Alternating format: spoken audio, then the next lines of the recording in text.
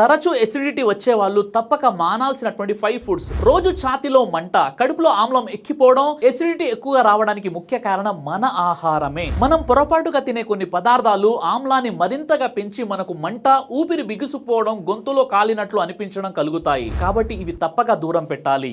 5 foods to avoid. 1. వేపుడు పదార్థాలు, oil foods. నెయ్యి, నూనెలు ఎక్కువ ఉండడం వలన జీర్ణం నెమ్మదిస్తుంది, ఆమ్లం పెరుగుతుంది. ఇక 2. టీ, కాఫీ ప్రత్యేకంగా ఖాళీ కడుపుతో తీసుకోవడం వల్ల ఇది శరీరంలో ఆమ్లం పెంచి వెంటనే అసిడిటీని కలిగిస్తాయి. ఇక 3. మిర్చి ఎక్కువ ఉన్న కారం పదార్థాలు.